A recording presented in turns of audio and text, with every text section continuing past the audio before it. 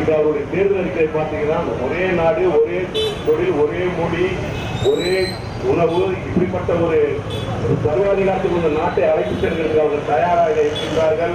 நீங்கள் உங்களுடைய வாக்கு, நீங்கள் நீங்கள் இந்தியா கூட்டணி வாக்களிக்கவில்லை என்றால் இதுதான் நடக்கின்ற இந்தியாவை கடைசி தேர்தலாக இருக்கிறது. அப்படிப்பட்ட நிலைமைக்கு நாம் ஆளாகக்கூடாது. நம்முடைய இன்று நீங்கள் காங்கிரசுடைய தேர்தலை பார்த்தா ஏழை மக்களுக்கு வருடந்தோறும் 1 லட்சம் ரூபாய் உதவித்தொகை வழங்கப்படும். அதேபோல் கேஸுடைய 500 ரூபாய் கொடுக்கப்படும். இன்னும் பல திட்டங்கள், கல்விக்கடன், மாணவர்களுக்கு கல்விக் கடன்களை ஒழிக்கப்படும். அதுபோல் தமிழகத்திலே இன்று சார்பாக திராவிட முன்னேற்ற கழகம் காங்கிரஸ் சேர்ந்து நடத்தியிருக்கிறது. மீண்டும் மத்தியிலே நம்முடைய இந்தியா கூட்டணியின் சார்பில் கொடுத்த வாக்கு நிறைவேற்றப்படும் கூறி இந்த பகுதியிலே நம்முடைய வேட்பாளராக இருக்கின்ற தமிழ்ச்சி தனபாண்டியன் அவர்களை உதயசூரியன் சின்னத்திலே வாக்களித்து பெருவாரியான வாக்குகளை வெற்றி பெற செய்யுமாறு உங்களை தாழ்மையோடு கேட்டு நன்றி, வணக்கம். கடந்த 10 ஆண்டுகளாக மத்தியிலே பிஜேபி ஆட்சி செய்து கொண்டிருக்கின்றது. இந்த ஆட்சியிலே நாங்கள் பொதுமக்களுக்காக இன்ன காரியங்களை நாங்கள் செய்தோம் என்று பட்டியலிட்டு ஏதாவது ஒன்று சொல்ல முடியுமா? ஆனால் இன்னைக்கு பிஜேபி எங்கேயாவது கூட்டம் போட்டால் 60 ஆண்டுகளில் காங்கிரஸ் எதுவும் செய்யவில்லை என்று சொல்லுகிறார்கள். ஒரு குண்டு ஊசி கூட வெளிநாட்டில் இறக்குமதி செய்கின்ற ஒரு சூழ்நிலை இந்தியாவை விண்வெளிக்கு ராக்கெட் அனுப்புகின்ற அளவுக்கு இந்த காங்கிரஸ் ஆட்சியானது எடுத்துக்கொண்டு சென்றதை இந்த பகுதியில் இருக்கின்ற படித்த மக்கள், பண்பானவர்கள் நீங்கள் மறந்திருக்க மாட்டீர்கள். மதத்தின் பெயரால், மொழியின் பெயரால் இன்றைக்கு நம்ம எடுத்துக்கொண்டிருக்கின்ற கொள்கையின் பெயரால் நம்மளை பிளவுபடுத்த நினைக்கின்ற சில தீய சக்திகள் இன்றைக்கு இந்த நாட்டை 10 ஆண்டுகளாக ஆண்டு கொண்டிருக்கின்றது. நீங்க இன்றைக்கு கூட தெரியும், இப்ப இந்த தேர்தலில் கூட அவர்கள் எப்பேற்பட்ட ஒரு கூட்டணியை அமைத்திருக்கிறார் என்பதை நீங்கள் சிந்திக்க வேண்டுமாய் உங்களை நான் பணிவன்போடு கேட்டுக்கொள்கிறேன். சகோதரியால் ஜாதியின் பெயரால், மதத்தின் பெயரால் பிளவுபடுத்துகின்ற ஜாதிய கட்சிகளை எல்லாம் ஒன்று சேர்த்து ஒரு அணியிலேயும், ஆனால் இந்தியா என்கின்ற மதசார்பற்ற இந்த இந்தியாவில் இருக்கின்ற அனைத்து மக்களும் ஒன்றாக இருக்க வேண்டும். ஜாதியின் பெயரால், மதத்தின் பெயரால் எக்காரணத்தை கொண்டும் அவர்கள் பிளவுபடுத்தக்கூடாது என்று நிற்கின்ற ஒரு அணியாக காங்கிரஸ் எடுத்திருக்கின்ற அணி இன்றைக்கு இருக்கிறது என்பது இந்த பகுதியில் இருக்கின்ற மக்களுக்கு நன்றாக தெரியும். உங்களுக்கு தெரியும், 10 ஆண்டுகளுக்கு முன்னே ஆட்சியில் வருவதற்கு முன், பிஜேபி ஆட்சியில் வருவதற்கு முன்பாக பெட்ரோல் விலை சாதாரண மக்களை நான் கேட்டுக் கொடுக்கிறேன், 432 ரூபாய் இருந்துச்சு. அப்போ ஒரு 18 ரூபாய் ஏற்றணும். அதுக்கு இங்கே வேட்பாளராக இப்போ பிஜேபி சார்பில் நிற்கின்ற அம்மையார் அவர்கள் மவுண்ட் ரோடில் உருண்டு பெருண்டு மாட்டு வண்டியை ஓட்டி 18 ரூபாய் ஏற்றி விட்டார்கள். பெரிய கொடுமை பண்ணி விட்டது. மன்மோகன் அரசை கீழே இறக்க வேண்டும் அப்ப எல்லாம் கூச்சலிட்டாங்க. ஆனா அவர்கள் ஆட்சிக்கு வந்த பிற்பாடு 1200 ரூபாய் நம்ம கொடுத்து கேஸ் வாங்கணும். இப்போ இந்த குரூடல் இந்த விலை திடீர்னு எலெக்ஷன் வந்தோடனே குறைஞ்சி விட்டுறா. இப்போ 850 ரூபாய்க்கு கொடுக்குறாங்க. இதெல்லாம் சாதாரண மக்களுக்கு நன்றாக தெரியும். எதுக்காக அவர்கள் இன்னைக்கு இந்த 850 ரூபாய்க்கு கேஸை கொடுக்கிறார்கள் என்பது உங்களுக்கு நன்றாக தெரியும். தேர்தலுக்காக உங்களை எப்படியாவது ஏமாற்றணுங்கிறதுக்காக இப்போ 850 ரூபாய்க்கு இந்த கேஸை கொடுக்குறாங்க. இங்கே இருக்கின்ற முதலமைச்சர் அவர்கள் வெள்ளத்தால் பாதிக்கப்பட்டோம். நம்மளாம் இந்த பகுதியிலே நடக்க முடியல. இந்த இடத்துல ஒரு வாகனம் கூட போகல, ரொம்ப கஷ்டப்பட்டோம். ஆனா ஒரு நாள் கூட மத்தியில் வந்தவங்க ஒருத்தர் கூட நமக்கு எந்த உதவியும் செய்யலை. ஆனா தாயுள்ளம் கொண்ட நமது முதலமைச்சர் அவர்கள் அனைவருக்கும் 6000 ரூபாய் கொடுத்தாங்க. அதுக்கப்புறம் இப்ப நமது லேடிஸ் கஷ்டப்படுறாங்க. வீட்டிலே அவர்களுக்கு கஷ்டம், வேலை இல்லை. அதனால அவர்கள் நாளைக்கு ஒரு உதவியும் செய்தனா அது அவமானமா போயிடும், பெண்கள் தப்பா நினைப்பாங்க சொல்லிட்டு உரிமை தொகைன்னு சொல்லிட்டு பெண்களுக்கெல்லாம் 1000 ரூபாய் கொடுக்குறாங்க. வேற என்னைக்காவது அந்த மாதிரி ஒரு நிகழ்ச்சி நீங்க உங்க லைஃப்ல பார்த்ததுண்டா? அதே போல நீங்க பஸ்ல பயணம் பண்றோம், பெண்கள் அனைவரும் பஸ்ல பயணம் பண்ணும்போது இலவசமா போறீங்க. ஆனா இந்த ஒரு நிகழ்ச்சியும் நமது முதலமைச்சர் அவர்கள் ஆட்சிக்கு வந்த பின்பு ஏற்படுத்தப்பட்ட நிகழ்ச்சியாக நீங்கள் எடுத்துக்கொள்ள வேண்டுமா உங்களை நான் கேட்டுக்கொள்கிறேன். அதே போல பள்ளியிலே செருப்பில் இருந்து கம்ப்யூட்டர் வரை நமது பிள்ளைகள் ஏழை பிள்ளைகள் படிக்கிறதுக்கு எல்லா உதவியும் செய்கிறாரு. அதே போல கர்ம வீரர் காமராஜர் அவர் கொண்டு வந்த மதிய உணவு திட்டத்தை விரிவுபடுத்தி இன்னைக்கு காலை உணவு திட்டத்தை கொடுக்கிறாரு. அந்த காலை உணவு திட்டத்தில் இன்னைக்கு எவ்வளவு பேர் வீட்டு வேலைக்கு போற பெண்களோட குழந்தைகள் எவ்வளவு கஷ்டப்படுறாங்க. காத்தால பிள்ளைங்க சாப்பாடு இல்லாம மயங்கி விடுறாங்க ஸ்கூல்ல. அவர்களுக்கெல்லாம் காலை உணவு கொடுக்குறாங்க. இதெல்லாம் ஆட்சியில் இருக்கவங்க சும்மா இருந்தா பத்தாது, சிந்திக்கணும், மக்களை பற்றி உணரணும், ஏழை மக்கள் எப்படி வாழ்றாங்கன்னு அவங்களுக்கு புரியணும். அப்ப புரிஞ்சாதான் கண்டிப்பாக இதெல்லாம் செய்ய முடியும். அதே போல நமது ராஜீவ்காந்தி அவர்கள் பஞ்சாயத்து ராஜ் திட்டத்தை கொண்டு வந்தாங்க. பஞ்சாயத்து ராஜ் திட்டத்தை ராஜீவ்காந்தி கொண்டு வரலன்னு சொன்னா பெண்களுக்கு எங்கேயும் உரிமை கிடைச்சிருக்காங்க. 33% அவர் கொண்டு வந்தாரு. படிப்படியாக இன்னைக்கு 50% கொண்டு வந்திருக்காங்க. இன்னைக்கு நம்ம மாநகராட்சியில் கூட 100 பெண்கள் 100 ஆண்கள் ஆட்சி புரிய ஒரு சந்தர்ப்பம் ஏற்பட்டிருக்கு என்று சொன்னால் அதுக்கு அடித்தளம் போட்டது காங்கிரஸ் கட்சி. அந்த மாதிரி எல்லா நிகழ்ச்சியையும் காங்கிரஸ் பட்டியலிட்டு சொல்லலாம். இன்னைக்கு நண்பர் அவர் எங்கிட்ட சொன்னாங்க, எவ்வளவோ காமராஜர் பண்ணி வைத்த திட்டங்கள் உங்களுக்கு நான் நன்றாக புரியவில்லை, நீங்கள் அதை எடுத்து சொல்வது கிடையாது. எவ்வளவோ திட்டங்கள் காமராஜர் செய்திருக்கார்கள். அவர் கொண்டதுக்கு மதிய உணவு திட்டத்தை மட்டும்தான் நீங்க சொல்லிட்டு இருக்கீங்க. ஆனால் எவ்வளவோ திட்டங்கள் காமராஜர் கொண்டு வந்தாரு. படிக்கணுங்கிறது அவசியம் இல்லை, ஆனா தொழுநோக்கு பார்வை இருக்க வேண்டும். கர்ம வீரர் காமராஜர் அவர்களுக்கு தொழுநோக்கு பார்வை இருந்ததுனால அவர் எவ்வளவோ காரியங்கள் நம்ம நாட்டுக்காக பண்ணாங்க. கர்மவீர் காமராஜரோட பெயரை சொல்லாம யாரும் ஆட்சி செய்ய முடியாதுங்கிற சூழ்நிலையை 60 ஆண்டுகளுக்கு பிற்பாடு உருவாக்கி வச்சிருக்காருன்னு சொன்னா எப்பேற்பட்ட மேலே அவர். அதே போல நமது பகுதியில் நிறுத்தப்பட்டிருக்கின்ற அருமை சகோதரி தமிழ்ச்சி தங்கபாண்டியன் அவர்கள் படித்தவர், பண்பாளர். நீங்க எந்த விஷயம் போய் கேட்டாலும் அவர் காது கொடுத்து கேட்பார். பாராளுமன்றத்தை அவர் பேசியிருக்கின்ற அவருடைய அந்த நிகழ்ச்சிகளை எல்லாம் நீங்க பார்த்தோன்னு சொன்னா பொதுமக்களுடைய உணர்வுகளை புரிந்து கொண்டு அவர்கள் எவ்வளவோ நல்ல காரியங்களை பாராளுமன்றத்தில் பேசியிருக்காங்க. இங்க இருந்து நிறைய பேர் பாராளுமன்றத்துக்கு போறாங்க. அங்க போய் எங்க ஆத்துக்காரரையும் கச்சேரிக்கு போனாங்க சொல்லி போற மாதிரி போயிட்டு வர்றது நம்ம எவ்வளவு பேரை பார்த்துருக்கிறோம். ஆனா அம்மையார் அவர்கள் பாராளுமன்றத்தை கடந்த 5 ஆண்டுகளிலே ஆட்சி உரைகள் எவ்வளவோ இந்த நாட்டுக்கு பிரயோஜனம் உள்ளதாக அமைந்திருக்கின்றது. அதே போல வருடத்துக்கு 5 கோடி ரூபாய் அவருக்கு நிதி இருக்கு. அந்த நிதி பூராவும் செலவு பண்ண ஒரே பாராளுமன்ற உறுப்பினர் அவராகத்தான் இருக்க முடியும். நமது அருகாமையில் இருக்கின்ற அனைத்து பள்ளிகளுக்கும் அவருடைய பணமானது கோடிக்கணக்கில் செலவழித்து பில்டிங்கை கட்டியிருக்கார். தளபாட சாமான்களை பிள்ளைகளுக்கு வாங்கி கொடுத்திருக்கிறார். திரும்பவும் அவர் உங்ககிட்ட வந்து நிக்கிறேன்னு சொன்னா அவர் செய்த பணியை வச்சுட்டுதான் அவர் திரும்ப உங்களை வந்து வாக்கு கேட்கிறாரு. ஆகவே அருமை சகோதரி ராகுல் காந்தி அவர்களின் ஆட்சி பெற்ற வேட்பாளர் அருமை சகோதரி தமிழ்ச்சி தங்கபாண்டியன் அவர்களுக்கு உதயசூரியன் சின்னத்தை முதிரையிட்டு கடந்த 5 ஆண்டுகளுக்கு முன்பு அவர்கள் 2,62,000 ஓட்டுகள் வாங்கி ஜெயிச்சாங்க. ஆனா இந்த வாட்டி அவர்கள் 5 லட்சம் ஓட்டு வித்தியாசத்தில் வெற்றி பெறுகின்ற சூழ்நிலையை நீங்கள் உருவாக்கி தர வேண்டும். இந்த பகுதியில் இருக்கின்ற படித்த மக்கள் உணர வேண்டும். கண்டிப்பாக மத்தியிலே நிலையான ஒரு ஆட்சி, ஜாதி மத மொழிக்கு அப்பாற்பட்ட ஒரு நிலையான ஆட்சி மத்தியிலே வர வேண்டும் என்று சொன்னால் அருமை சகோதரர் ராஜீவ் காந்தி அவர்கள் பிரதமராக வர வேண்டும். ராகுல் காந்தி அவர்கள் பிரதமராக வர வேண்டும். அதற்கு நமக்கு இங்கே நிறுத்தப்பட்டிருக்கின்ற அருமை சகோதரி அமைப்பு தங்கபாண்டியன் அவர்கள் வெற்றி பெற வேண்டும். அவர்களுக்கு உதயசூரியன் சின்னத்திலே முதிரையிட்டு பெருவாரியான வாக்கு வித்தியாசத்தில் வெற்றி பெற செய்யுமாய் உங்களை கேட்டுக்கொண்டு முடிக்கின்றேன். நன்றி, வணக்கம், ஜெய்ஹிந்த்.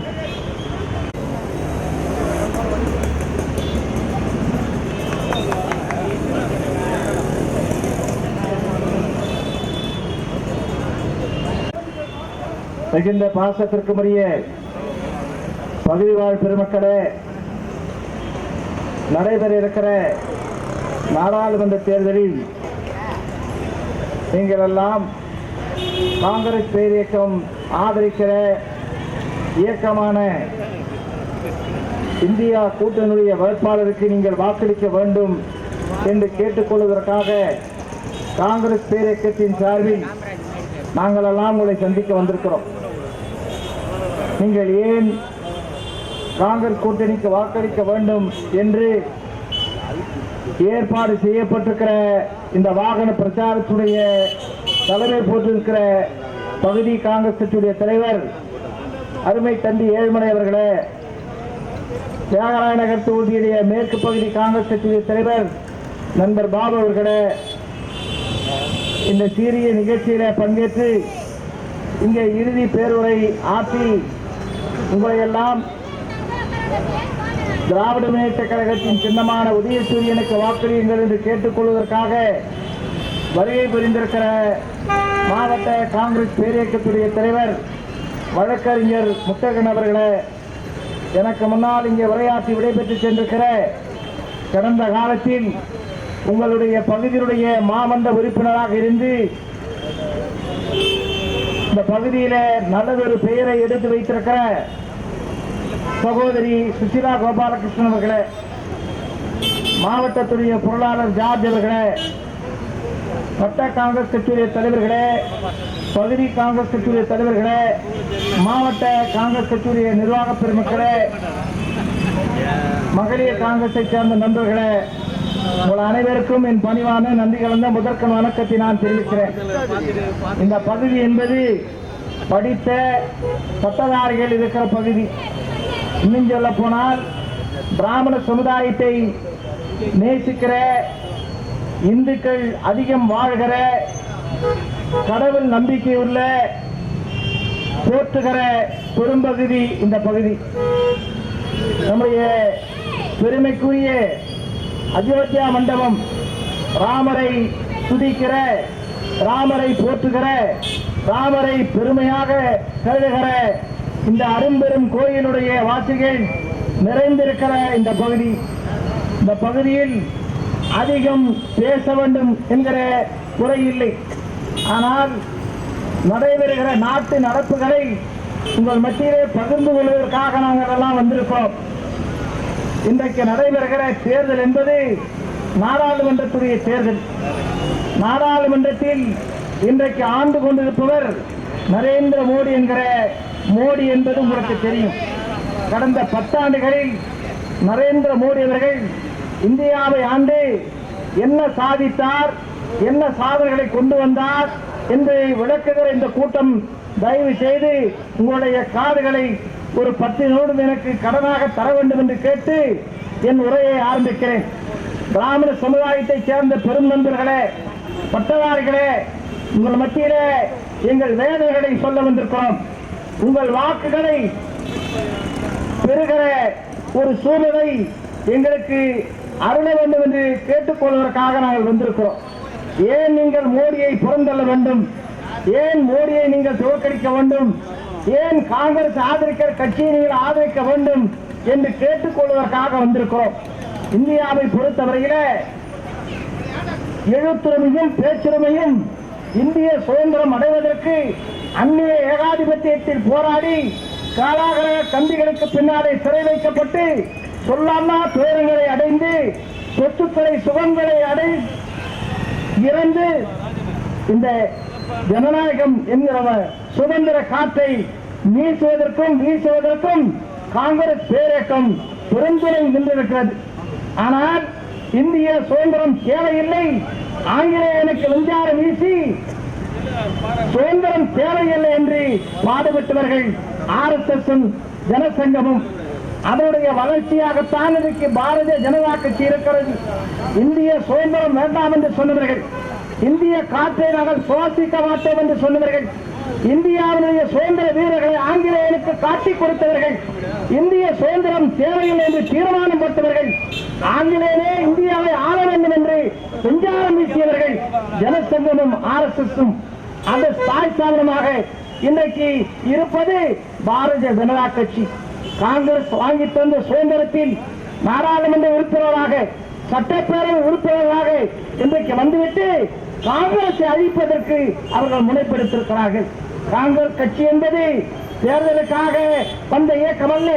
காங்கிரஸ் கட்சி என்பது கட்டுமானங்களை, மக்களை உருவாக்கி, பொதுத்துறை உருவாக்கி குண்டூசியை கூட தயாரிக்க முடியாத ஒரு சூழல் இருந்த காலத்தில் விண்வெளியில் ராக்கெட்டை செலுத்தக்கூடிய அளவிற்கு காங்கிரஸ் பேரியக்கம் இந்தியாவை ஆண்டது பெருமைக்குரியது என்பதை நீங்கள் நினைவிலே கொள்ளுங்கள். நண்பர்களே, இந்தியாவிலே கட்டுமானங்களை உருவாக்கி இந்தியாவுடைய பல வளர்ச்சிக்கு ஊன்றுகோலாக இருந்தது காங்கிரஸ் பேரியக்கம். விஞ்ஞான புரட்சியை கொண்டு வந்தது காங்கிரஸ், விவசாய புரட்சியை கொண்டு வந்தது காங்கிரஸ். அரும்பெரும் தலைவர்கள் இந்த நாட்டுக்கு தியாகம் செய்த குடும்பத்தை இன்றைக்கு கேவலமாக மோடி அவர்கள் விமர்சிக்கிறார்கள். பண்டித நேரு அவர்கள் இந்தியா ஒரு கனவு கண்டு இந்தியாவை உருவாக்கினார்கள். இந்தியா இன்றைக்கு இந்த அளவுக்கு வளர்ச்சி அடைந்திருக்கிறது சொன்னால் அது பண்டித நேருவினுடைய உழைப்பும் தியாகமும் தான். அந்த குடும்பத்தை இன்றைக்கு மோடி அவர்கள் விமர்சனம் செய்கிறார்கள். காந்தி, மகாத்மா காந்தி அவர்கள் இந்திய சுதந்திரத்திற்கு அரும்பாடு பெற்றவர்கள் என்பது மட்டுமல்ல, தன்னைத்தான் தியாகம் செய்து கொண்டு இந்த நாட்டுக்கு சுதந்திரம் வேண்டும் என்று போராடிய ஒரு மனிதனை காந்தி அவர்கள் ஏற்க மறுக்கிறார்கள். காரணம் என்னவென்று சொன்னால் அவர்களுடைய தத்துவாந்தம், RSS உடைய தத்துவத்தை காந்தி அவர்கள் ஏற்க மறுத்தார். காந்தியை விட ஒரு ராமபக்தன் நாட்டுக்கு அடையாளம் காட்ட முடியுமா? காந்தியை விட ராமனை போற்றுவதற்கு ஒரு மனிதனை உதாரணமாக சொல்ல முடியுமா? காந்தியர்கள் இறக்கிற போது கூட ராம் ராம் ராம் ராம் ராம் என்று இறந்தார்கள். ராமனை போல ஒரு ராமபக்தரை இந்த நாட்டில் அடையாளம் காட்ட முடியாது. காந்தியை போல ஒரு கடவுள் பக்தி உள்ளவனை இந்த நாட்டிலே அடையாளம் காட்ட முடியாது. அந்த காந்தியை சுட்டு கொன்றவர்கள் RSSம் பாரதிய ஜனதா கட்சியும் இன்றைக்கு காந்தியை ஏற்க மறுக்கிறார்கள். ஏன் என்று சொன்னால் அவர்கள் கண்ட கனவு இந்தியாவிலே RSS என்கிற அழிவு சக்தி இந்தியாவை இன்னைக்கு ஆட்கோளாக கொண்டிருக்கிறது. அந்த RSS என்பது இந்தியாவுக்கு ஏற்பட்ட அழிவு சக்தி என்பதை எங்கள் இளைஞர் ராகுல் காந்தி அவர்கள் ஒவ்வொரு இடத்திலும் அடையாளம் காட்டிக் கொண்டிருக்கிறார்கள். உதாரணத்துக்கு நான் சொல்ல வேண்டும் என்று சொன்னால், இங்க இருக்கிற முக்காவாசியிலே 99.9% பேர் இங்க இருக்கிற பழைய மாநிலத்தை சேர்ந்த பட்டதாரிகள் இந்துக்கள் தான் பெருமையான வாழ்க்கை இந்த பகுதி. அங்கே இங்க இருக்கிற கிறிஸ்தவர்களோ இங்க இருக்கிற இஸ்லாம் சமுதாயத்தை சேர்ந்தவர்களோ இந்துக்களுக்கு எந்த இடையூறும் செய்யாத அவர்கள் வாணியில இருக்கிறார்கள். ஆனால் வடபுறத்தில் இருக்கிற இஸ்லாமியர்களும் வடபுறத்தில் இருக்கிற கிறிஸ்தவர்களையும் வீடு தேடி சென்று அவர்களை துன்புறுத்துவதும் அவர்களை வாழ்வாதாரங்களை கெடுப்பதும் RSS உடைய கொள்கையாக இருக்கிறது சொன்னால் அது எந்த அளவுக்கு தேவையில்லாத ஜனநாயக பாண்டு என்பதை நீங்கள் எண்ணி பார்க்க வேண்டும். உதாரணத்துக்கு சொல்ல வேண்டும் என்று சொன்னால், ஒரிசாவிலே ஒரு பாதிரியார் அமெரிக்காவிலிருந்து வருகிறார், குடும்பத்தோடு வருகிறார். அங்கிருக்கிற மருத்துவமனையில தன்னார்வ தொண்டு நிறுவனத்தை ஆரம்பித்து அங்கிருக்கிற மக்களுக்கு பெருமுதலையாக அந்த பாதிரியார் பணியாற்றி வந்திருக்கிறார். அங்கிருக்கிற RSS தொண்டர்கள் அந்த குடும்பத்தினுடைய பாதிரியாரை ஒரு ஜீப்பில் நிறுத்தி குழந்தைகளையும் மனைவியையும் அந்த பாதிரியாரையும் ஜீப்பில் வைத்து உயிரோடு கொளுத்திய கொடுமைக்காரர்கள் RSS சேர்ந்தவர்கள். இது நியாயமா என்று தான் கேட்க வந்திருக்கிறோம். அதே போல இஸ்லாம் சமுதாயத்தை சேர்ந்தவர்களை இஸ்லாம் சமுதாயத்தை சேர்ந்த பெறுவர்களை இன்றைக்கு இருக்கிற இந்தியாவில் இருக்கிறவர்கள் இந்த நாடு இந்து நாடு, இங்கே முஸ்லிம் நாடு என்று முஸ்லிம்களை மத கொடுமை கொடுத்துகிற ஒரு சூழ்நிலையை நாம் பார்க்கிறோம். நண்பர்களே, இந்த நாடு என்பது ஒரு மதசார்பற்ற நாடு. இந்த நாட்டுக்கு சுதந்திரம் வேண்டும் என்று போராடிய காலத்தில் இந்துக்கள் இந்த நாட்டுக்கு சுதந்திரம் வேண்டும் என்று போராடி இருக்கிறார்கள். கிறிஸ்தவர்கள் இந்த நாட்டுக்கு சுதந்திரம் வேண்டும் என்று போராடி இருக்கிறார்கள். இஸ்லாம் சமுதாயத்தை சேர்ந்தவர்கள் இந்த நாட்டுக்கு சுதந்திரம் வேண்டும் என்று போராடி இருக்கிறார்கள். ஜாதி மத வேறுபாடு இல்லாமல் சுதந்திரத்திற்காக போராடியது மதம் அல்ல நண்பர்களே, மனிதர்கள். ஆனால் இன்றைக்கு RSSம் பாரதிய ஜனதா கட்சியும் மனிதன் வேறு மதம்தான் முக்கியம் என்று தூக்கி கொடிபிடிக்கிறார்கள். எந்த விதத்தில் நியாயம் என்பதைத்தான் இங்கே நாங்கள் கேட்டு வந்திருக்கோம். பாரதிய ஜனதா கட்சியும் RSSம் இந்த நாட்டில் அழிக்கப்பட வேண்டிய காரியங்கள், அடிக்க வேண்டிய அமைப்புகள், அந்த அமைப்புகள் அழிந்தால் வழியே இந்திய நாட்டுக்கும் இந்திய மக்களுக்கும் விடிவு காலம் என்பது இல்லை. இன்றைக்கு மோடி அரசாங்கத்தால் ஏற்படுத்தியிருக்கிற திட்டங்களை பாருங்கள் என்பர்களே. பண மதிப்பு இழப்பு என்று மோடி அவர்கள் கொண்டு வந்தார்கள். தன்னுடைய பணத்தை என் சேமிப்பில் இருக்கிற என் பணத்தை நான் எடுப்பதற்கு வங்கியின் முன்னாலே 2 மணி நேரம் 3 மணி நேரம் நிற்கக்கூடிய ஒரு அபாய நிலை அன்றைக்கு ஏற்படுத்தினார்கள். கிட்டத்தட்ட 700க்கு மேற்பட்ட உயிர்கள் இந்தியாவிலே செத்து சுண்ணாம்பாகியது. நண்பர்களே, கொரோனா என்கிற மிகப்பெரிய அச்சுறுத்தல் நோய் இந்தியாவில் வந்தது. அதை கொண்டு வந்து சேர்த்த பெருமை மோடி தான். கொரோனா வருகிறது, ஆபத்து நெருங்குகிறது, நடவடிக்கை தேவை என்பதை எங்கள் இறந்தவர் ராகுல் காந்தி அவர்கள் சொன்ன காலத்தில் கேலியும் கிண்டலும் பேசியவன் மோடி அதனுடைய அஜாக்கிரதையான நடவடிக்கையால் தான் இந்த அளவிற்கு கொரோனா தலைவிரித்து ஆடியது இந்தியாவில். இந்தியா கொரோனா வந்தபோது நடவடிக்கை எடுக்காமல் அமெரிக்காவுடைய அதிபர் டிரம்பை கொண்டு வந்து நிகழ்ச்சியை நடத்தி கொரோனா பரவுவதற்கு ஏற்பாடு செய்தவன் மோடி. எனவே இந்திய மக்களின் கலாச்சாரத்திலோ இந்திய மக்களுடைய உயிரிலோ விளையாடியவர் மோடி. அது மட்டுமல்லாமல் 2014ஆம் ஆண்டு மோடி அவர்கள் இந்த தேர்தல் காலத்தில் முதலாக இந்தியாவிலே சந்திக்கிற போது கொடுத்த வாக்குறுதியை ஒன்றையாவது காப்பாற்றினாரா என்று நான் கேட்க விரும்புகிறேன். 2 ஆண்டுக்கு 2 கோடி பேருக்கு வேலை தருவேன் என்று சொன்ன மோடி அவருடைய வாக்குறுதி எங்கே? அயல்நாட்டிலே இருக்கிற கருப்பு பணத்தை கொண்டு வந்து ஒவ்வொருடைய வங்கி கணக்கிலும் 15 லட்சம் ரூபாய் போடுவேன் என்று சொன்ன மோடியே, உன்னுடைய பதில் எங்கே? ஆண்டுக்கு 2 கோடி பேர் இளைஞர்களுக்கு வேலை வாங்கி தருவேன் என்று சொன்ன மோடியுடைய வாக்குறுதி என்னவாயிற்று? இன்றைய வரையிலே இதை நிறைவேற்றியதுண்டா? ஆண்டுக்கு 15 லட்சம் பேர் பதவிக்கு தருவேன் என்று சொன்னாரே, கொண்டு வந்து சேர்த்ததுண்டா? இன்றைக்கு எதிர்கட்சியில் ஊழலில்லாத உத்தமன் மோடி என்று தன்னை பறைசாற்றிக் கொள்கிறார். மத்திய அரசாங்கத்துடைய CAG அறிக்கை என்பது 7 கோடி 50 லட்சம் பேர் 50 கோடி இன்றைக்கு மோடியுடைய சர்க்கார் ஊழல் செய்திருக்கிறது என்று தன்னுடைய அறிக்கையிலே தெரிவித்திருக்கிறது. நீ ஊழலுடைய மொத்த உருவம் மோடி என்பதை இன்றைக்கு வட்ட வெளிச்சமாக்கி கொண்டிருக்கிறது. இன்னும் சொல்ல போனால் நண்பர்களே, எதிரிகளை நாம் வெற்றி வைக்க மாட்டேன், அவர்கள் எதிர்கட்சியில் இருந்தால் ஊழல் பேர்வைகள் என்று சொல்லுகிற மோடி அவர்கள் அதே அந்த ஊழல் பேர்களை தன்னுடைய பாரதிய ஜனதா கட்சியை வந்து சேர்ந்ததற்கு பின்னாலே அவர்கள் உத்தமர்கள் என்று பாராட்டக்கூடிய ஒரு நிலைமை. மோடியே உன்னுடைய இரட்டை வேடம் இன்றைக்கு கடைத்திருக்கிறது. எதிர்கட்சியில் இருக்கிறவனை ஊழல் பேர்வைகள் என்று சொல்லி உன் கட்சிக்கு வந்து விட்டால் அவன் உத்தமன் என்று பேசுகிறானே, எப்படி? அதே நேரத்திலே இந்திய இருக்கிற ஏழை மக்களுக்காக இந்த மோடி ஆட்சி நடத்தவில்லை. 20 கார்பரேட் கம்பெனிகளுக்காக மட்டுமே ஆட்சியை நடத்தி வந்திருக்கிறார் மோடி அவர்கள். ஏழைகளுக்கான அரசாங்கத்தை மோடி நடத்தவில்லை. பொருளாதாரம் சீர்ந்திருக்கிறது, விலைவாசி உயர்ந்திருக்கிறது. மக்களுக்கான அரசாங்கமாக இந்த அரசாங்கம் இல்லை. கார்பரேட் கம்பெனிகளுக்கும் முதலாளிகளுக்கான ஆட்சியாக பாரதிய ஜனதா கட்சி இன்றைக்கு நடத்தி வந்திருக்கிறார்கள். இன்றைக்கு இந்தியா மீண்டும் மோடி வருவாரையானால் இந்தியா சோமாலியா நாடாக ஆற்றப்படும். பொருளாதாரம் மிகப்பெரிய கடுமையான வீழ்ச்சிக்கு வந்திருக்கிறது. எனவே மோடி விரட்டடிக்கப்பட வேண்டிய நபர். மோடி இந்தியாவுடைய பிரதமர் நாற்காலியிலிருந்து அப்புறப்படுத்த வேண்டிய நபர். மோடி மிகப்பெரிய அழிவு சக்தி. மோடி RSS உடைய கைக்கூலி. எனவே மோடியை நீங்கள் விரட்ட வேண்டும். மோடியை நீங்கள் அந்த நாற்காலியிலிருந்து அப்புறப்படுத்த வேண்டும். எனவேதான் எங்கள் அருமை தலைவர் ராகுல் காந்தி அவர்கள் கன்னியாகுமரியில இருந்து காஷ்மீர் வரையில நயனபயணமாக மக்களை சந்தித்து இந்தியா ஒற்றுமைய வேண்டும், மதசார்பற்ற நாடாக இருக்க வேண்டும், மனிதனால் மதத்தால் மனிதன் பிரிந்து போகக்கூடாது, என் பிறப்பால் ஒற்றுவன் என்கிற ஒற்றுமையை வலியுறுத்தி இன்றைக்கு நடைபயணத்தை மேற்கொண்டார். லட்சக்கணக்கான கோடிக்கணக்கான பேர் அந்த மனிதனை பின்தொடர்ந்து இருக்கிறார்கள். அதனுடைய பதில் ஏப்ரல் 19 கிடைக்கும். ஜூன் 4ஆம் தேதி இந்திய நாடாளுமன்றத்துடைய தேர்தல் அறிக்கை வருகிற போது மோடி இடம் தெரியாமல் அழிக்கப்படுவார், RSS இந்த நாட்டில் இருந்து அப்புறப்படுத்தப்படும் என்பதை சொல்லி இங்கே இருக்கிற இந்துக்கள் பாதுகாப்போடு மினாமதியோடு இருக்க வேண்டும் என்கிற ஒரு சூழ்நிலையை உருவாக்குவதற்கு காங்கிரஸ் அடுமாடு கொடுக்கிறது. இன்றைக்கு மோடி அவர்கள் இந்துக்கள் இந்துக்கள் இந்துக்கள் என்று பேசுகிறாங்க. பாரதிய ஜனதா கட்சி இந்துக்கள் இந்துக்கள் இந்துக்கள் என்று பேசுகின்ற இந்துக்களுடைய மொத்த ஏஜென்ட் ஆய்வன் அந்த இந்துக்களை ஆடுகிற கேஸ் 450 ரூபாய்க்கு காங்கிரஸ் வந்தது, நீ ஏன் 1200 ரூபாய் உருவாக்கினார்? இந்துக்கள் பெயரால், மதத்தின் பெயரால் ஆட்சி நடத்துகிற மோடி அவர்களே, உங்களுடைய விலைவாசிகள் எந்த அளவுக்கு இருக்கிறது என்பதை நீங்கள் பட்டவர்த்தமாக தெரிவிக்க வேண்டாமா? 900 ரூபாய் 1200 ரூபாய் கேஸ் இருக்கிறது. எந்த லட்சணத்திலே நீ முகமுகத்திலே வாக்கு கேட்டு வருகிறாய்?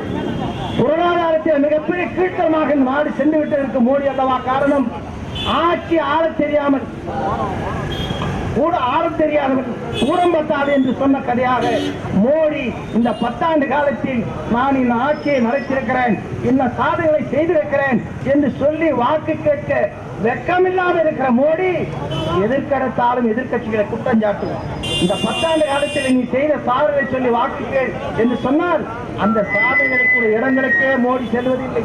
இந்த 10 ஆண்டு கால ஆட்சியை அவன் எப்படி நடத்தினார் என்று சொல்லுவதில்லை. ஆனால் நீங்கள் வாக்கு என்று சொல்லுவது இந்த கேவல பிறவியை நீங்கள் தூக்கி எறிய வேண்டும்.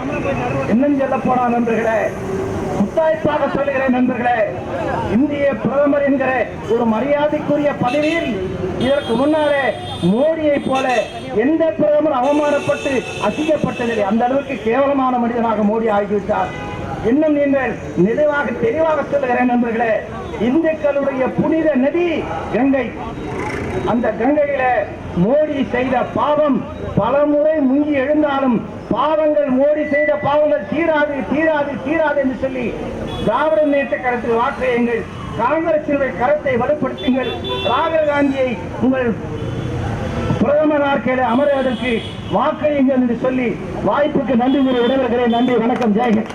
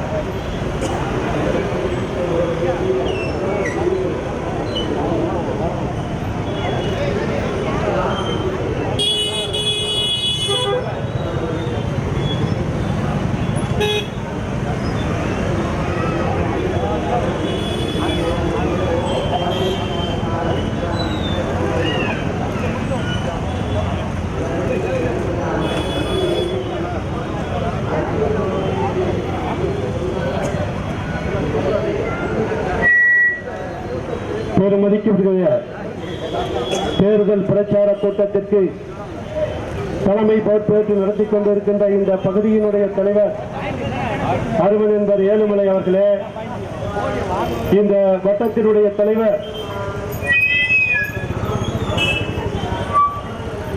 மோகன் அவர்களே, லிங்கேஸ்வரன் அவர்களே, ஆறுமுகம் அவர்களே மற்றும் காங்கிரஸ் பேர் இயக்கத்தினுடைய பல்வேறு பொறுப்புகளில் இருக்கின்ற தோழர்களே, இதற்கு முன்பாக இங்கே சிறப்புரை ஆற்றி அமர்ந்திருக்கின்ற எனது அருமை சகோதரர் இலா பாஸ்கரன் அவர்களே, மாவட்ட காங்கிரஸ் கட்சியினுடைய பொருளாளர் AS ஜார்ஜ் அவர்களே, முன்னாள் மாமன்ற உறுப்பினரும் மாவட்ட காங்கிரஸ் கட்சியினுடைய துணைத் தலைவருமான அருமை சகோதரி சுசீலா கோபாலகிருஷ்ணன் அவர்களே, மாவட்ட கைதை சட்டமன்ற தொகுதியினுடைய தலைவர் செல்லக்குமார் அவர்களே, இந்த பகுதிவால் காங்கிரஸ் பேர் இயக்கத்தினுடைய மூத்த தலைவர்கள் அருமையன் சித்ரா கிருஷ்ணன் அவர்களே, மாம்பலம் ராஜேந்திரன் அவர்களே, தமிழரசன் அவர்களே, ஜெகநாதன் அவர்களே, கோவில் பாஸ்கர் அவர்களே, சுதந்திர செல்வம் அவர்களே, அருமையன் சம்பத் அவர்களே, தமிழரசன் அவர்களே, முத்தமிழ் மன்னன் அவர்களே, பாபு அவர்கள், பகுதி தலைவர்கள் பாபு அவர்களே, கோகுல கிருஷ்ணன் அவர்களே, ராஜபாண்டியன் அவர்களே, ராஜமாணிக்கம் அவர்களே, இன்னும் இங்கே வந்திருக்கின்ற மூத்த தலைவர்கள் எல்லாம் இருக்கிறீர்கள். அனைவருடைய பெயரும் விழித்ததாக எடுத்துக்கொண்டு கால நேரம் குறுகியதாக இருப்பதால் நாம் அடுத்த கூட்டத்திற்கு செல்ல வேண்டி இருப்பதினாலும் நண்பர் அண்ணன் பாஸ்கரன் அவர்கள் சொன்னது போல உங்களிடத்துல சில கருத்துக்களை இந்த இடத்துல, ஏன்னா இங்க கதை சொல்லியோ அல்லது கவர்ச்சியாக பேசியோ உங்களுக்கு புரிய வைக்க வேண்டிய அவசியம் இல்லை. இங்கு இருக்கின்ற அனைத்து தோழர்களும் ரொம்ப அரசியல் தெரிந்தவர்கள், அரசியல் ஞானம் உடையவர்கள். நாங்கள் சட்டமன்ற தேர்தலும் இதே இடத்திலே இந்த திராவிட முன்னேற்ற கழகம் பல கொள்கை, இந்த கட்சியில பல கொள்கைகள் உண்டு. காங்கிரஸ் பேரியக்கத்திற்கும் சாமி இல்லைன்னு சொல்றவங்களுக்கும் சாமி இருக்குதுன்னு சொல்றவங்களும் அல்லது அல்லாஹ்வை வணங்குபவர்களும் அல்லது கிறிஸ்தவத்தை நம்புவர்களும் சீக்கியர்களும் ஜெயின்ஸுகளும் அத்தனை பேரும் உள்ளடக்கி ஒரு நாடாக கட்டமைத்தவர் அருமை ஜவஹர்லால் நேரு அவர்கள். இந்த தேசம் யாரிடம் இருக்க வேண்டும் என்று முடிவு செய்தது காந்தி அவர்களும் நேரு அவர்களும். இன்னைக்கு ரொம்ப பிஜேபி அதிகமா நான் சொல்ல, பிஜேபிக்கு சுதந்திரத்தில் பல பிராமணர்கள் 5 ஆண்டு காலம் 10 ஆண்டு காலம் ஜெயிலில் இருந்து சுதந்திரத்தை பெற்று தந்தார்கள். இந்த RSS ஜனசங்கமும் 100 ஆண்டு கால பாரம்பரியம் இருக்கிறது. அது ஒவ்வொரு தேர்தலிலும் தன்னுடைய போர்வையை மாற்றிக்கொண்டு கடைசியாக இந்த போர்வை என்பது பாரதிய ஜனதா என்ற போர்வை. இந்த பாரதிய ஜனதா கட்சியில யாராச்சும் ஒருத்தர் இப்ப இருக்கிறார மோடி சுதந்திர போராட்டத்திலே சென்று தியாகிகள் இருக்கிறார்களா? தாய்கள் இருந்திருந்தால் அவர்களுக்கு மணிமண்டபம் கட்டியிருக்கலாம், அவர்களுக்கு சிலை வைத்திருப்பார். ஆனால் காங்கிரஸில் இருக்கின்ற வல்லபாய் பட்டேலுக்கு குஜராத்திலே மிகப்பெரிய சிலை 3500 கோடி ரூபாய்க்கு வைத்து அவருக்கு காங்கிரசுக்கு என்னமோ பிளவு இருக்கிற மாதிரி, அவரு சத்து ரொம்ப நாளாச்சு 50 ஆண்டு காலம் பிளவு இருக்கிற மாதிரி காமிச்சு அவரை பிஜேபி சாயம் பூசத்துக்கு பாக்குறாங்க. அது மட்டும் இல்ல, இங்க மயிலாப்பூர்ல இருக்கின்ற திருவள்ளுவர் சிலைக்கு இப்ப திருவள்ளுவர் சிலைக்கு காவி அடிக்கிறாங்க. ஒரு மதம் ஏன் அவரை மதத்தில் கொண்டு போய் சேர்க்க வேண்டாம்? எல்லா மதத்திற்கும் 3000 ஆண்டுகளுக்கு முன்பாகவே எல்லா மதத்திற்குமான திருக்குறளை எழுதியிருக்கிறார். எல்லா மக்களுக்குமான கருத்துக்களை அதில் சொல்லப்பட்டிருக்கின்றது. அவரு பிஜேபியில் இருந்த மாதிரி அந்த சிலைக்கு சாவி வண்ணம் அடிப்பதற்கு முயற்சி நடக்கின்றது. இந்த பிஜேபியுடைய அரசு 10 ஆண்டு காலத்திலே இங்க இருக்கிற நண்பர்கள் எல்லாம் பேசுறாங்க, என்ன மக்களுக்கு நேரடியாக செய்தது என்று நான் கேட்கின்றேன். இந்த பிராமண சமுதாயம் முன்னேறிய சமுதாயமாக இருந்தாலும் கூட ராஜீவ் காந்தி அவர்கள் 84-87 கம்ப்யூட்டரை கொண்டுட்டு வந்த பொழுது இதை எதிர்த்தது பிஜேபியும் அன்றைய ஜனசங்கம். ஆனால் தோழர்களே, இன்னைக்கு லட்சக்கணக்கில் சம்பாதிக்கிறது யாரு? யார் கொண்டுட்டு வந்த திட்டத்தினால் உங்களுடைய பிள்ளைகள் முதல்ல கம்ப்யூட்டர் கற்றுக்கிட்டு பிராமண சமுதாயத்தைச் சேர்ந்த மாணவ செல்வங்கள் தான். ஆனால் அந்த ராஜீவ் காந்திக்கு எதிராக இங்கே பேசுகிற காங்கிரஸ் கட்சிக்கு எதிராக சொல்லுகிறார்கள். நாங்கள் சொல்லுகிறோம், நீங்கள் G2 என்று சொல்லி காங்கிரஸ் மீது அபாண்ட பழியை சுமத்தது யார் சொன்னது? இன்னைக்கு சொல்றாங்களே, இந்த விசாரணை கமிஷன்ல 7 லட்சம் கோடி மோடிக்கு தவறு செய்திருக்கிறார் என்று சுட்டிக்காட்டியதே அதே ஆள்தான் அன்னைக்கு சொன்னாங்க. காங்கிரஸ் கட்சி இதிலே தவறு செய்திருக்கிறார் இந்த அமைச்சர் என்று சொல்லி காங்கிரஸ் மீது அபாண்டமாக பழியை சொன்னார்கள். அன்னைக்கு 10 பைசாவுக்கு சென்னையிலே இருந்து டெல்லி வரையிலே தொலைத்தொடர்பு வசதியை ஏற்பாடு பண்ணி கொடுத்தது அன்னை சோனியா காந்தி தலைமையிலான டாக்டர் மன்மோகன் சிங் ஆட்சிதான். இந்த செல்லுல நீங்க இதை பயன்படுத்தலாம் அப்படின்னு கொண்டுட்டு வந்தது காங்கிரஸ் கட்சி. தோழர்களே, இதை எல்லாம் கொண்டுட்டு வருவான்.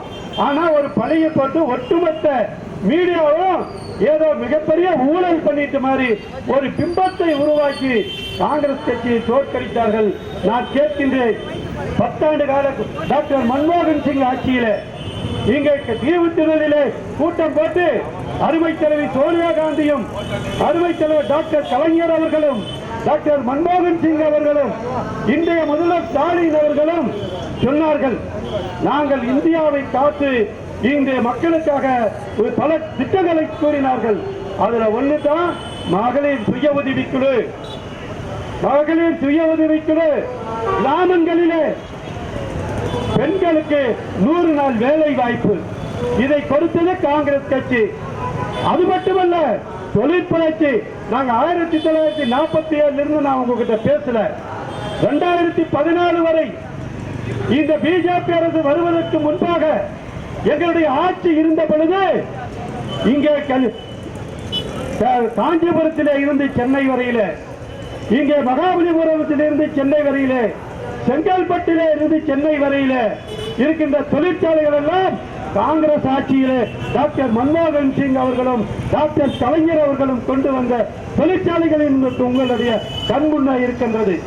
ஆனால் இந்த 10 ஆண்டு கால ஆட்சியில என்னென்ன இங்க மோடி கொண்டு வந்தாருன்னு ஒரே ஒரு தொழிற்சாலையை காமிங்க. ஆனால் அதற்கு மாறாக இந்த பொதுத்துறை நிறுவனங்கள் எல்லாம் தனியாருக்கு தாரை வார்க்கப்பட்டிருக்கின்றது.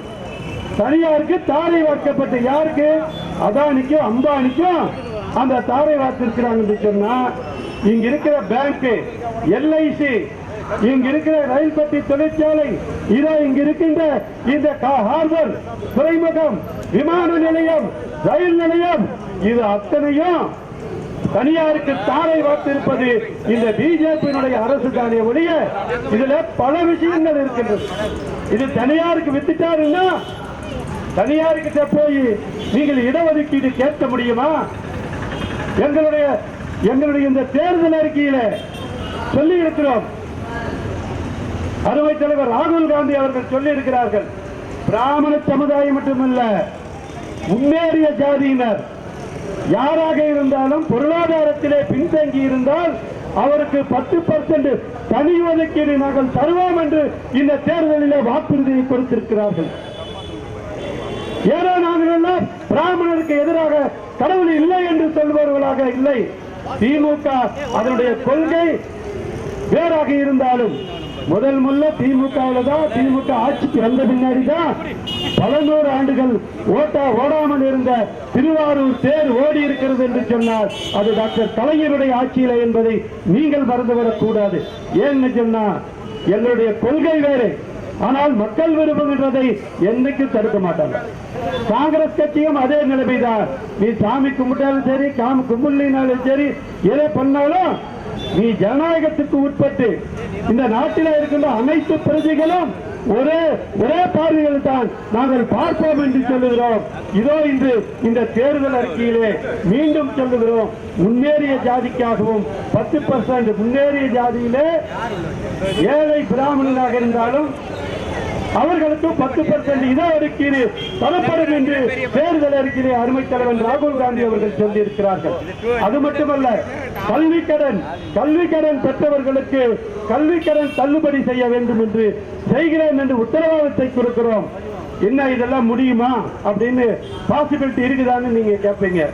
அருமை தோழர்களே, எங்களுடைய ஆட்சியில 85,000 கோடி விவசாய கடனை தள்ளுபடி செய்திருக்கின்றோம்.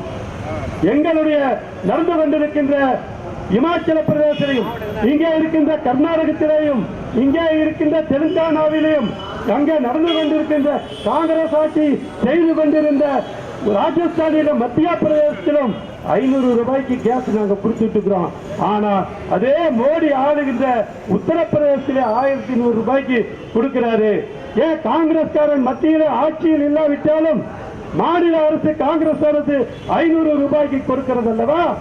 இதையும் அதுபோலத்தான் கல்விக்கடனை, வங்கியிலே பெற்றிருந்த கல்விக்கடனை தள்ளுபடி செய்வோம் என்று உத்தரவாதத்தை உங்களிடத்திலே வைத்து நாங்கள் வாக்குகளை கேட்கின்றோம். அது மட்டுமல்ல, இங்க இருக்கின்ற தோழர்கள் இந்த ஏழை பெண்களுக்கு, இதுல நீங்க குறிப்பா பார்க்க வேண்டியது, ஏழை பெண்களுக்கு, குடும்பங்களுக்கு வருடத்திற்கு 1 லட்சம் ரூபாய் அப்படின்னா 8,500 ரூபாய் ஒவ்வொரு பெண்களும், ஒவ்வொரு குடும்ப பெண்களுக்கும் கொடுக்கப்படும், குடும்பத்திற்கு கொடுக்கப்படும். மாசத்துக்கு 8,500, வருஷத்துக்கு 1 லட்சம் ரூபாய். நாங்க அவரு மோடி சொன்ன மாதிரி ஒரு 15 லட்சம் ரூபாய் உங்களுடைய வங்கி கணக்கில் செலுத்துகிறோம் என்று வாயில வர சுடல. இங்கு அருகாமையிலே இருக்கின்ற எங்களுடைய ஆளுகின்ற காங்கிரஸ் ஆளுகின்ற கர்நாடகத்திலே அதை செய்து கொண்டிருக்கிறோம். பெண்களுக்கு 2500 ரூபாய், வேலையில்லா பட்டதாரிகளுக்கு மாதம் 2500 ரூபாய், பொறியாளர்களுக்கு 3000 ரூபாய் என்று தனித்தனியாக பிரித்து பணத்தை கொடுத்துக் கொண்டிருக்கிறோம். கர்நாடகத்திலே இருக்கின்ற இங்க இருக்கின்ற நண்பர்கள், கர்நாடகத்திலே இருக்கிற நண்பர்களை கேட்டு தெரிந்து கொள்ளலாம், இங்கே ஆந்திராவிலே கேட்டு தெரிந்து கொள்ளலாம், இமாச்சல பிரதேசத்திலே கேட்டு தெரிந்து கொள்ளலாம். ஏன்னா காங்கிரஸ் கட்சி தலைவர் ராகுல் காந்தியை பொறுத்தளவிலே செய்வதை மட்டுமே சொல்லுவோம். காங்கிரஸை பொறுத்தது செய்வதை மட்டுமே தான் சொல்லுவோம். அது மட்டுமல்ல, 100 நாள் வேலை வாய்ப்பு திட்டத்திலே 250 ரூபாய் காங்கிரஸ் கட்சி ஆட்சியிலே கொடுத்தோம். 10 ஆண்டு காலமாக அதே 250 ரூபாய். இன்னைக்கு அருமை தலைவர் ராகுல் காந்தி அதை 400 ரூபாயாக உயர்த்தி கொடுப்போம் என்று உத்தரவாதத்தை உங்களிடத்திலே கொடுக்கிறோம். அதே போல மத்திய அரசிலே அரசு பணியிலே பெண்களுக்கு 50% இடஒதுக்கீடு கொடுக்கப்படும் என்று உத்தரவாதத்தை உங்களிடத்திலே கொடுக்கிறோம். நாங்கள் செய்யாததை சொல்லவில்லை. பஞ்சாயத்து ராஜிலே வேலை வாய்ப்பிலே 33% இடஒதுக்கீடு தர வேண்டும் என்று அருமை தலைவி சோனியா காந்தி அவர்கள் சொன்னார்கள். அதை நாங்கள் நடைமுறைப்படுத்துகிறோம்.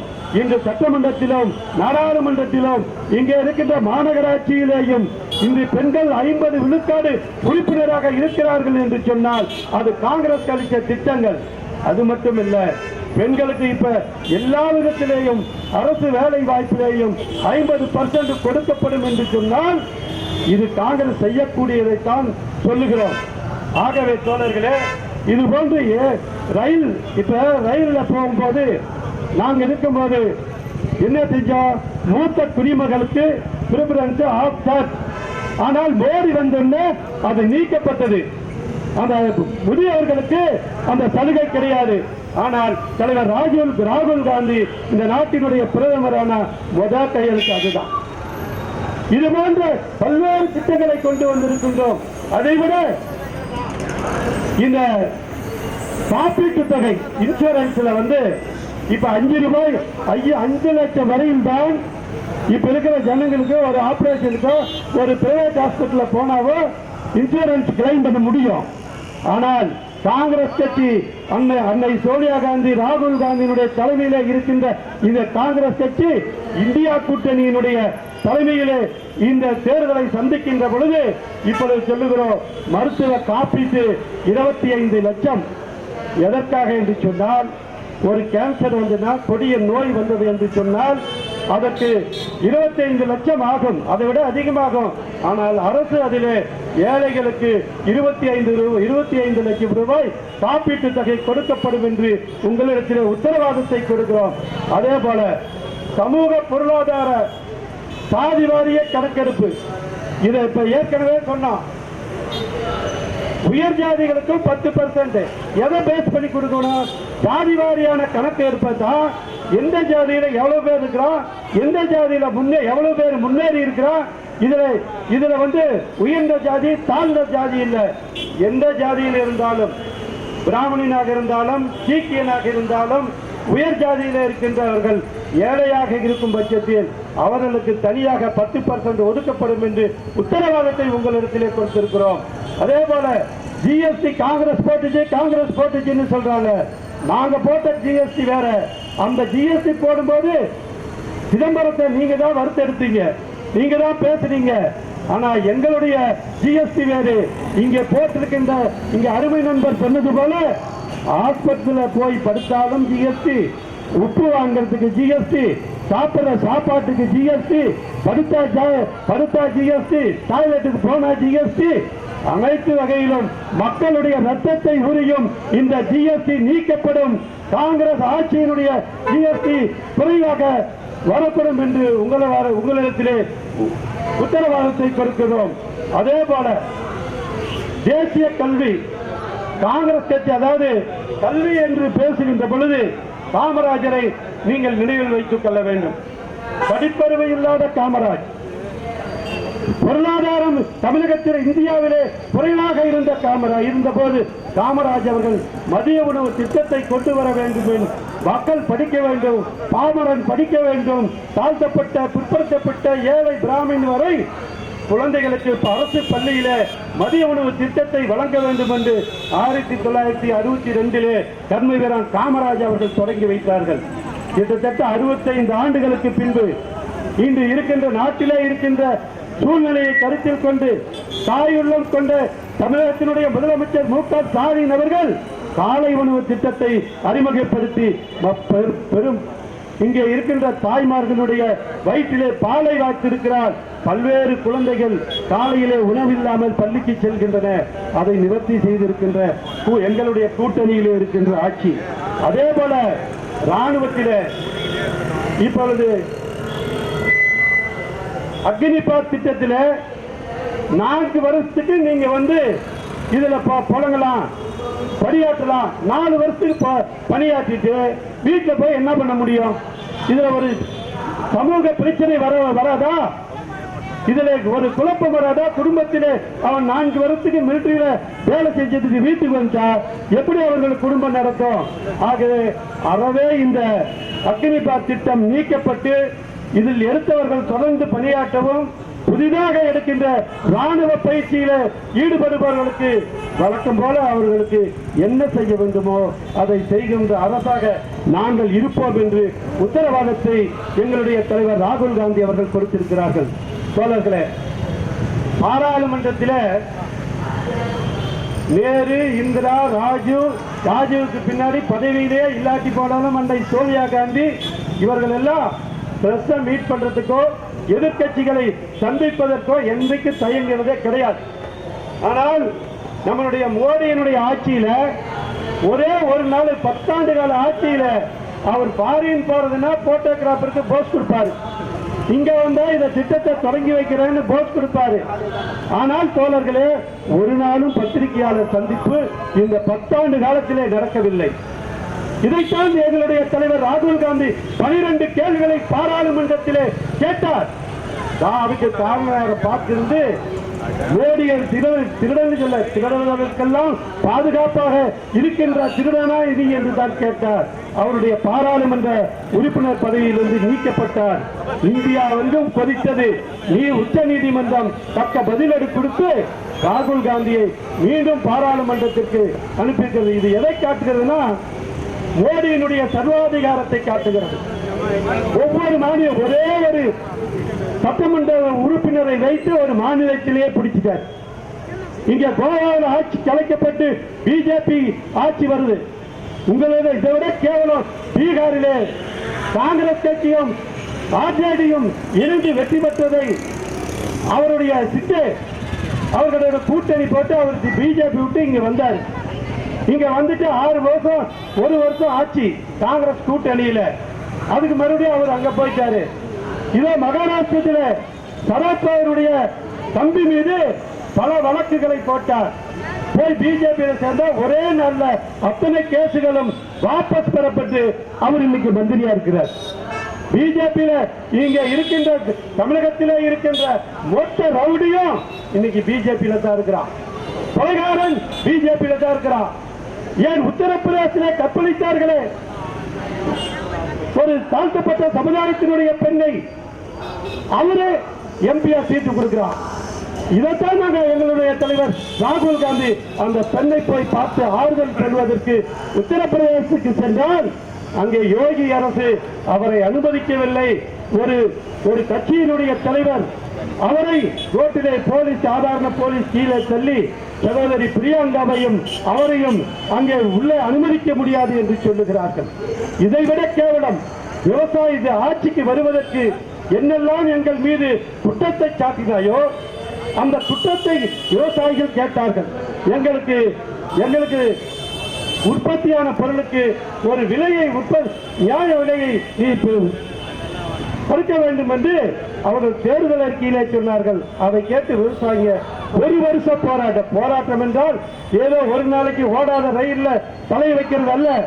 ஓராண்டு காலம் டெல்லியினுடைய கிளைமேட் உங்களுக்கு தெரியும். மழை பெய்து கொட்டு மழை, பனி என்றால் -15 டிகிரி, வெயில் என்றால் 110 டிகிரி. இத்தனையிலையும் அங்க உண்ணாவிரதம் இருந்து போராட்டம் பண்ணி 750 விவசாயிகள் இறந்து போனார்கள்.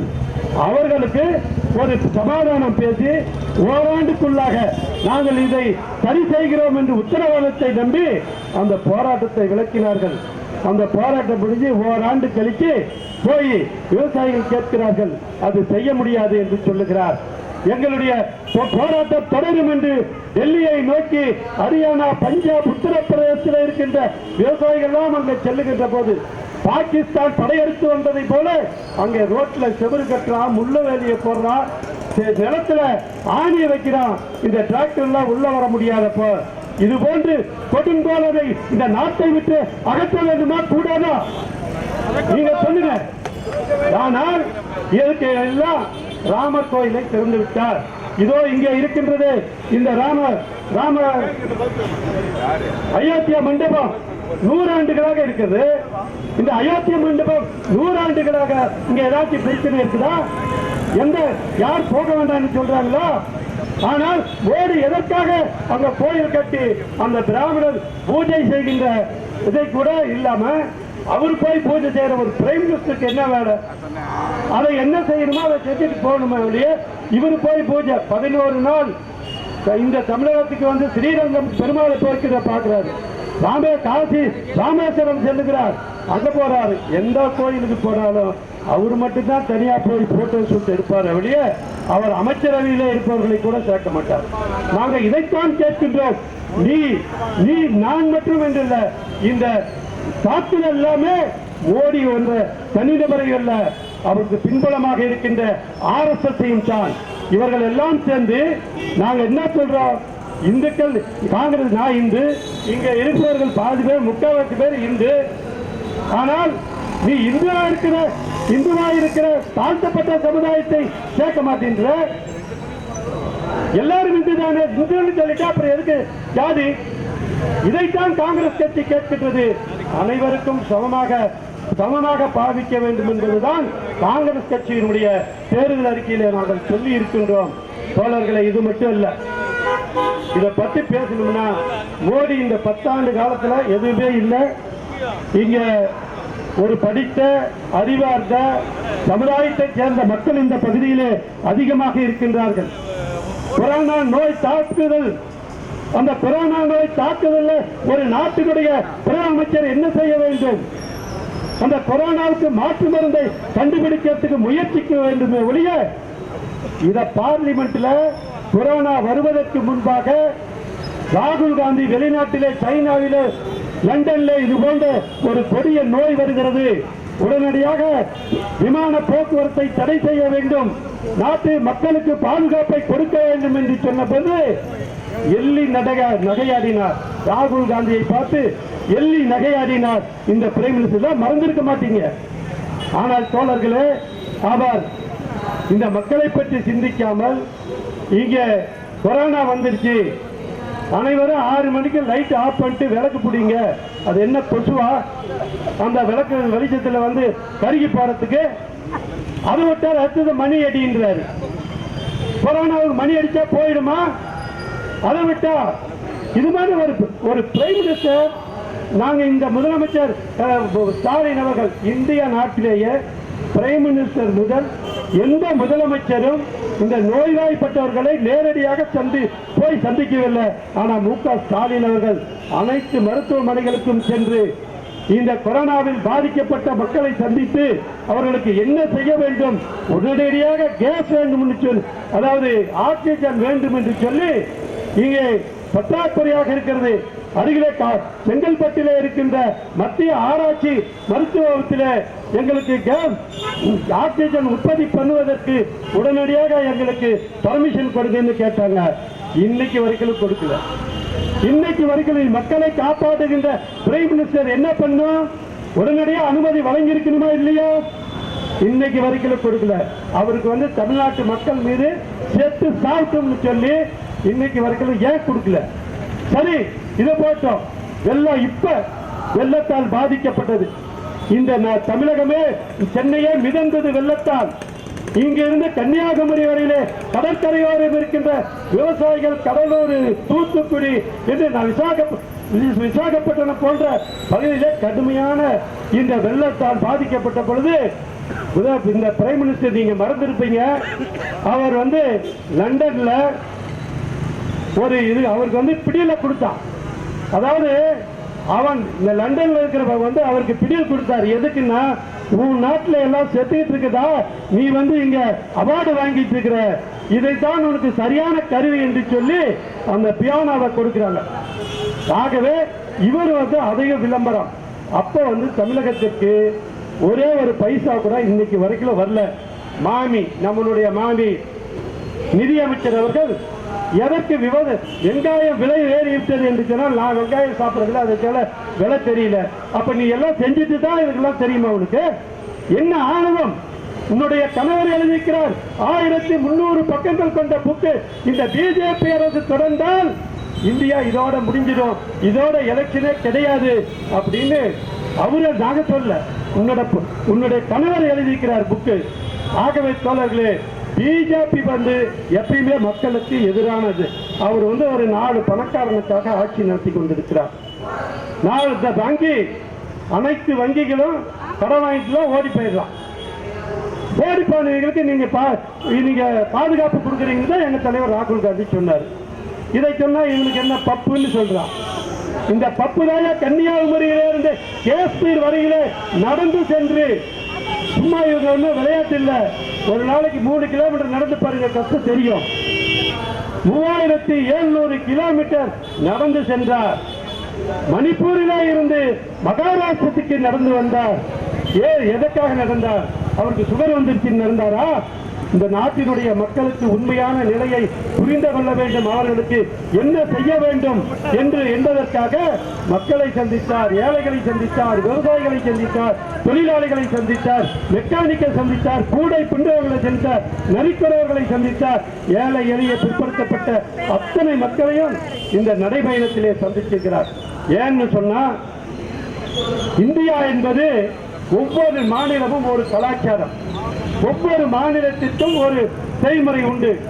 மொழி வேறு, இனம் வேறு, ஆனால் எல்லாம் இன்னைக்கு வரைக்கும் 80 ஆண்டு காலம் ஒற்றுமையுடன் இருப்பதற்கு காரணமே மதச்சார்பற்ற நாடாக இருந்ததனால்தான். மதச்சார்பற்ற நாடாக இருந்ததனால்தான் நாம் எல்லோரும் ஒன்றாக இருக்கின்றோம். இதைத்தான் காங்கிரஸ் கட்சி சொல்லுகிறது. அருமை தலைவன் ராகுல் காந்தி சொல்லுகிறார், நாங்கள் ஆட்சிக்கு வந்தால் அனைவருக்கும் பாதுகாப்பாக இருப்போம் என்று சொல்லுகிறார். பெண்களுக்கு பாதுகாப்பாக இருப்போம் என்று சொல்லுகிறார். இதை விட கேவலம் என்னன்னு சொன்னால், உலக அளவிலே பெண்கள் விளையாட்டுத் துறையில சென்று பரிசு வாங்கிட்டு வர்றாங்க. அந்த பரிசு வாங்கிட்டு வர பெண்களை, இளம் பெண்களை, கல்லூரியிலே படிக்கின்ற பெண்களை பாலியல் பலாத்காரம் செய்து, அதுக்கு 3 மாதம் அந்த பெண்கள் டெல்லியிலே போராட்டம். இன்னைக்கு வரைக்கும் அந்த ஆளை அரெஸ்ட் பண்ண மாட்டாங்க. அப்ப என்ன, இந்த பிஜேபியில கொலை செய்து விட்டு பிஜேபிக்கு போனா நல்லவ, லஞ்சம் வாங்கிட்டு பிஜேபிக்கு போனா நல்லவ, கேப் மாரித்தனம் பண்ணிட்டு பிஜேபிக்கு போனா நல்லவ, மொல்ல மாரித்தனம் பண்ணிட்டு பிஜேபிக்கு போனா நல்லவ. இவர் என்ன கான்ட்ராக்ட் சர்டிபிகேட் கொடுக்கிறாரா? சேர்ப்பதற்கு ஆள் இல்லையா? தமிழகத்தில் ஒரு ஊன்றுகோலுக்காக இன்னைக்கு ஒரு கூட்டணி வைத்திருக்கிறார். இந்த பழனிசாமி பாவம் படாத பாடுபட்டு அவர் மேல கேஸ் வராம இருக்கிறதுக்கு, அது ஜெயலலிதா வேற இல்ல, இந்த லேடியா மோடியா என்று சொல்லி இங்க இருக்கிற எல்லா தொகுதிகளையும் வெற்றி பெற்று சிங்கப்பெண் போனாலே டெல்லி, அந்த ஆட்சி அம்மான்னு சொல்ற அந்த ஆட்சி பழனிசாமி பிஜேபியினுடைய தூதுவளாக செயல்பட்டு இப்ப புத்தி வந்துருச்சு. நான் இவரு கூட போனா ஜெயிக்க முடியாது, நான் ஜெயிச்சுட்டு வந்துட்டு உங்ககிட்ட வர்றேன்னு ஒரு ரகசிய ஒப்பந்தத்தை போட்டுக்கொண்டு இன்னைக்கு தனியா நிக்கிறன்னு ஒரு நாடகத்தை அரங்கேற்றுகிறார். இந்த கூட்டணி, இங்க பிஜேபி ஒரு கூட்டணி வச்சிருக்கு. யாரு? மரம் வச்சு ஓட்டை மறித்த ராமதாஸ், வன்னியர் சமுதாயத்தினுடைய ஓட்டை பெற வேண்டும் என்று இவரு. முதலியார் கட்சி ஏசி சண்முகம், அவர் பல கல்லூரிகளை வைத்து இன்கம் டாக்ஸ்க்கு பயந்துகிட்டு மோடி கிட்ட வச்சுக்கிறார். இங்க ஐஜேகே உடையார், அவர் ஒரு கட்சி வச்சுக்கிறார், அவரு கூட பிஜேபி கூட்டணி. இங்கே மூர்த்தி தாழ்த்தப்பட்ட சமுதாயத்தில் இருக்கின்ற அவருடன் கூட்டணி. தெற்கே தேவர்களுடைய ஓட்டை வாங்க வேண்டும், தினகரனோட கூட்டணி. அதுக்கப்புறம் தாண்டி போனா ஜான் பாண்டியன் கூட அந்த தாழ்த்தப்பட்ட சமுதாயத்தில் இருக்கிற கூட்டணி. இது எதுக்குன்னா இங்க பிஜேபி ஒரு பருப்பு வாங்காது, ஒரு ஓட்டு வாங்க முடியாது, நோட்டாவை விட குறைந்த ஓட்டு வாங்கும். ஆனால் இந்த ஜாதி கட்சி எல்லாம் ஒன்றிணைத்து இதுல ஏதாச்சும் நார்த் இந்தியாவில் இந்த வாக்கு விசிலை திருட்டுத்தனம் பண்றாங்களே, அது மாதிரி தமிழகத்திலும் பண்ண முடியுமா என்று இந்த கூட்டணியை அமைத்திருக்கிறார்கள். ஆனால் அவருக்கு எதிரான கூட்டணியாக இருக்கின்ற இந்த இந்தியா கூட்டணியில இருக்கின்ற கட்சிகள் எல்லாம் இந்திய மக்களுக்காக ஒற்றுமைக்காக குரல் கொடுக்கின்ற கட்சிகள். இங்கே திராவிட முன்னேற்ற கழகம், இந்திய தேசிய காங்கிரஸ், சிபிஎம், சிபிஐ மற்றும் பல்வேறு இந்த பிஜேபிக்கு எதிரான கூட்டணியிலே, மக்கள் கூட்டணியிலே இருக்கிறார்கள். ஆகவே வருகின்ற நாடாளுமன்ற தேர்தலில் இந்த நாடு நலம் பெற வேண்டும் என்று சொன்னால், நீங்கள் அமைதியாக வாழ வேண்டும் என்று சொன்னால், இந்த சர்வாதிகாரி ஆட்சி வரக்கூடாது என்று நினைத்தால் இந்த இந்தியா கூட்டணியினுடைய வேட்பாளரை அருமை தலைவி சோனியா காந்தி, மல்லிகார்ஜுன் கார்கே, அருமை தலைவர் ராகுல் காந்தி, தமிழக காங்கிரஸ் கட்சியினுடைய தலைவர் செல்லப்பிறந்தையினுடைய ஆசி பெற்ற வேட்பாளராக இங்கே போட்டியிட தமிழச்சி தங்கபாண்டியன் அவர்களுக்கு உதயசூரியன் சின்னத்திலே வாக்குகளை தாருங்கள் தாருங்கள் என்று உங்கள் பொற்பாடுகளை கேட்டு விடைபெறுகிறேன். நன்றி, வணக்கம், செய்கி. இங்க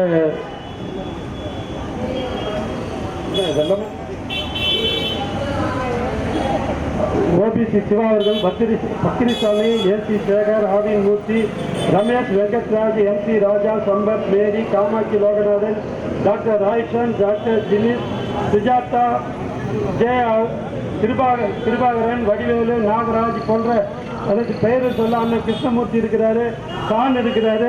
எல்லோரும் பெயரும் சொன்னதாக சொல்லி அடுத்த நம்மளுடைய கூட்டாங்க உத்திரங்கம் சாலையில் அங்கே போய் நம்ம கருத்தை மக்களிடத்தில் சொல்ல வேண்டும் என்று சொல்லி வாய்ப்புக்கு நன்றி கூறி விடுபடுகிறேன். நன்றி, வணக்கம், ஜெய்கே.